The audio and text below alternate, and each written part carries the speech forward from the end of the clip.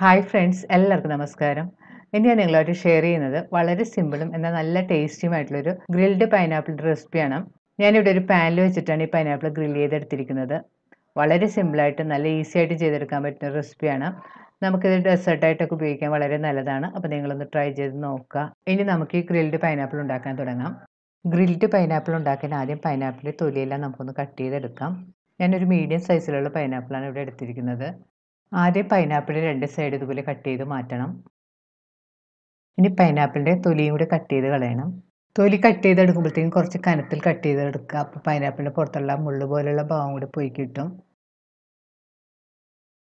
ഇപ്പോൾ പൈനാപ്പിളിൻ്റെ തൊലിയെല്ലാം ഇതുപോലെ കളഞ്ഞെടുത്തിട്ടുണ്ട്. ഇനി നമുക്കിത് കഷ്ണങ്ങളായിട്ട് കട്ട് ചെയ്തെടുക്കണം. ആദ്യം പൈനാപ്പിൾ രണ്ട് കഷ്ണങ്ങളായിട്ട് മുറിച്ചെടുക്കാം. അതിനുശേഷം പിന്നീട് ചെറിയ കഷ്ണങ്ങളായിട്ട് നമുക്ക് മുറിച്ചെടുക്കാം. ഇപ്പോൾ പൈനാപ്പിൾ കഷ്ണങ്ങളെല്ലാം ഈ കാണുന്ന പോലെ മുറിച്ചെടുത്തിട്ടുണ്ട്. ഈ വീഡിയോയിൽ കാണുന്ന പോലെ ഈ കനത്തിലാണ് ഞാൻ മുറിച്ചെടുത്തിരിക്കുന്നത്. ഇനി പൈനാപ്പിൾ മാരിനേറ്റ് ചെയ്ത് വെക്കാൻ വേണ്ടി നമുക്കൊരു മസാല ഉണ്ടാക്കണം.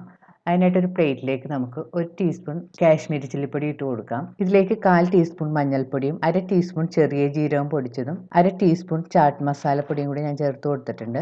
ചാട്ട് മസാല ഓപ്ഷണലാണ്, നിങ്ങൾക്ക് ഇഷ്ടമുണ്ടെങ്കിൽ ചേർത്താൽ മതി. കാശ്മീരി ചില്ലിപ്പൊടിക്ക് പകരമായിട്ട് നമുക്ക് വേണമെങ്കിൽ കുരുമുളക് പൊടി വേണമെങ്കിൽ ഉപയോഗിക്കാം. ഇനി ഇതിലേക്ക് പാകത്തിനുള്ള ഉപ്പുപൊടിയും കൂടി ചേർത്ത് കൊടുക്കണം. ഇതിലേക്ക് ഞാൻ ഒരു ചെറിയ നാരങ്ങയുടെ പകുതി പിഴിഞ്ഞതും കൂടി ചേർത്ത് കൊടുത്തിട്ടുണ്ട്. അല്ലെങ്കിൽ 1 ടീസ്പൂൺ നാരങ്ങ നീര് ചേർത്ത് കൊടുത്താൽ മതി. ഇനി ഇതൊന്ന് കൈകൊണ്ട് നന്നായിട്ട് മിക്സ് ചെയ്ത് യോജിപ്പിക്കണം. മസാല കൂടുതൽ തിക്കാണെന്ന് തോന്നുകയാണെങ്കിൽ നമുക്ക് സ്വല്പം വെള്ളം കൂടി ഇതിലേക്ക് ഒഴിച്ചിട്ട് വീണ്ടും നന്നായിട്ട് മിക്സ് ചെയ്ത് കൊടുക്കണം. മസാല കൂടുതൽ വെള്ളം പോലെ ആയി പോകരുത്. കൂടുതൽ ലൂസായി പോയിട്ടുണ്ടെങ്കിൽ പൈനാപ്പിൾ കഷ്ണങ്ങളൊക്കെ പിടിച്ച് കിട്ടാൻ ബുദ്ധിമുട്ടായിരിക്കും. ഇപ്പോൾ മസാല നല്ല പാകത്തിന് മിക്സ് ചെയ്തെടുത്തിട്ടുണ്ട്. ഇനി നമുക്കിത് പൈനാപ്പിൾ കഷ്ണങ്ങളുടെ രണ്ട് സൈഡും നന്നായിട്ട് തേച്ച് പിടിപ്പിക്കണം.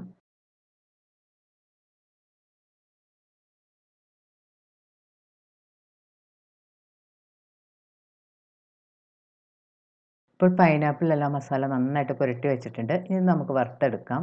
പൈനാപ്പിൾ ഗ്രിൽ ചെയ്തെടുക്കാൻ വേണ്ടി ഞാനിവിടെ ഒരു പാൻ ചൂടാക്കാൻ വെച്ചിട്ടുണ്ട്. പാൻ ചൂടാകുമ്പോൾ അതിലേക്ക് നമുക്ക് 1 ടീസ്പൂൺ ബട്ടർ ഇട്ട് കൊടുക്കണം. ബട്ടർ പെട്ടെന്ന് കരിഞ്ഞു പോകാതിരിക്കാൻ വേണ്ടി ഞാൻ 2 ടീസ്പൂൺ ഓയിലും കൂടെ ചേർത്ത് കൊടുക്കുന്നുണ്ട്.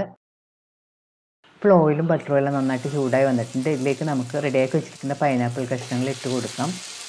പൈനാപ്പിൾ കഷ്ണങ്ങൾ ഇട്ടതിന് ശേഷം സ്റ്റവ് ഒരു ലോ മീഡിയം ഫ്ലെയിമിൽ വെച്ച് വേണം കുക്ക് ചെയ്യാനായിട്ട്, അല്ലെങ്കിൽ പൈനാപ്പിളിൻ്റെ പുറമെല്ലാം പെട്ടെന്ന് കരിഞ്ഞു പോകും.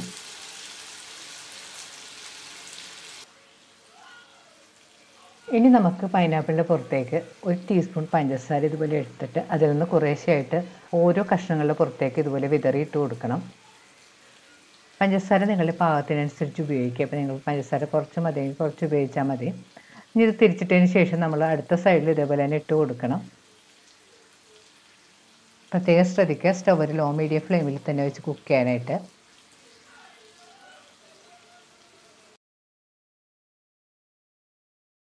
പൈനാപ്പിൾ കുക്ക് ചെയ്യാൻ വെച്ചിട്ട് ഒരു 3 മിനിറ്റ് എല്ലാം കഴിഞ്ഞിട്ടുണ്ട്. ഇനി നമുക്കൊന്ന് തിരിച്ചിട്ട് കൊടുക്കാം.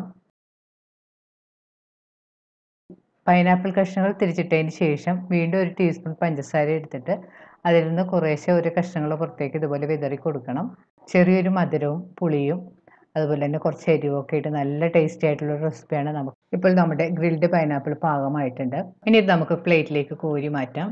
പഞ്ചസാരയെല്ലാം നന്നായിട്ട് ഉരുകി പൈനാപ്പിളിൽ പിടിച്ചു വന്നിട്ടുണ്ട്. നല്ലൊരു കാരമലൈസ് ചെയ്ത മണമെല്ലാം വരുന്നുണ്ട്. നല്ല ബട്ടറിൻ്റെ ഒക്കെ ഒരു മണം.